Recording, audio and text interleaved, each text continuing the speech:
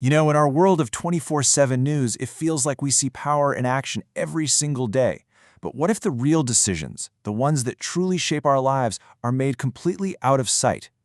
Today, we're pulling back the curtain on the hidden structures of global influence, what you might call the invisible architecture of power. And that quote right there, that's the big idea we're digging into. This isn't about some grand conspiracy theory. It's about a different kind of system, a decentralized network where real influence is exercised quietly, far, far away from the public stage. So, here's our plan. We're going to start with the power we think we know, the stuff we see on TV. Then we'll start peeling back the layers, one by one, to reveal the networks, the consensus builders, the control of resources, and this massive new domain of data that really defines how the world works today. Okay, first up, let's talk about the familiar face of power. This is the stagecraft of geopolitics, right? It's the part of the story they want us to see. You know the scene? Presidents at podiums, world leaders shaking hands at big summits, politicians yelling at each other in televised debates. These events are absolutely designed to give us a sense of transparency, a feeling of democratic process. And look, they're important, but they're only one piece of a much, much larger puzzle. All right, so let's peel back that first layer, because underneath that visible stage, there's been this fundamental shift, a move away from the traditional way we've thought about power for centuries. This really lays it all out. Historically, power was pretty simple. You controlled land, you had power. You could see it, you could touch it. But today, power is so much more fluid. It flows through these invisible networks of finance, of information, of resources. And that core idea of national sovereignty, a country's absolute authority inside its own borders, has been seriously watered down by forces that couldn't care less about lines on a map. That's because modern empires aren't built by armies conquering land anymore. They're built on controlling the flow of money, owning the digital pipes, commanding the world's energy supply, and weaving this incredibly complex web of economic dependency that ties every nation together. And this brings us to the hubs of these networks, the consensus builders. These are the private spaces where the priorities of this whole global system get discussed and, well, aligned. You've probably heard these names before, right? Davos, Bilderberg.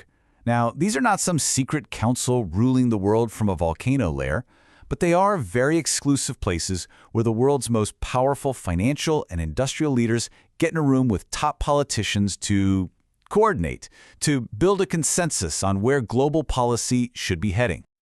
The method they use isn't about giving direct orders. It's something called soft hegemony. It's about shaping the rules of the game, setting the norms, and creating a consensus that's so powerful it just seems like the only logical path forward. It's more about guidance than governance. And this is how that influence really works. By funding think tanks and major foundations, these networks can literally define the language we use to talk about global issues. They get to frame which solutions are considered realistic and which are just dismissed as crazy, effectively setting the boundaries of the whole debate before it even starts. Okay, now we get down to the bedrock.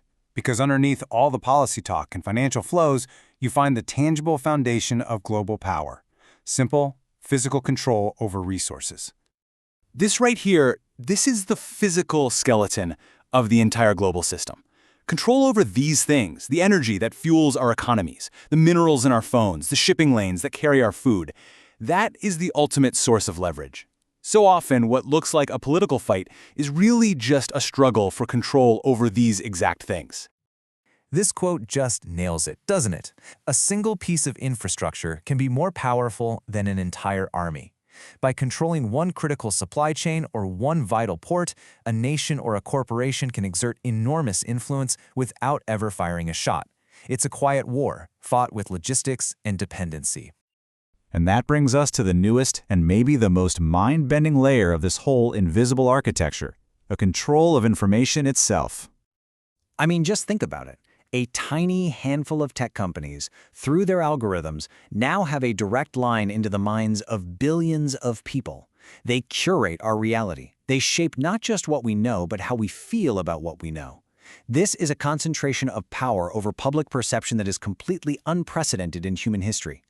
So, what we're looking at is a whole new paradigm. If sovereignty used to be about defending physical borders, today it's increasingly about controlling digital infrastructure.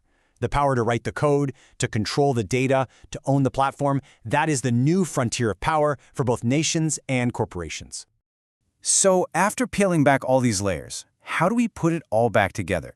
How do we learn to actually see this incredibly complex system for what it is? The system really operates through something you could call shadow diplomacy. While all the public summits give us the language of accountability, the real binding decisions are often hammered out behind closed doors, in private meetings, in secret deals. It's a hybrid system. It talks like it's publicly accountable, but it acts like it's privately coordinated. So understanding this world really requires a new lens. First, we have to accept that power isn't just political anymore. It's economic, it's technological, and it's even psychological. It means learning to question when a decision presented as a moral high ground is actually just driven by cold, hard economics. And it means learning to read between the lines of what's being said in public to understand what's really being decided in private. And this, right here, is the perfect way to sum it all up. The architects of this modern system, they're not kings or generals. They're financiers, technologists, and strategists. Their power doesn't come from brute force. It comes from their ability to design and orchestrate the complex, invisible systems that quietly run our world. And seeing that orchestration, that's the first step to truly understanding it.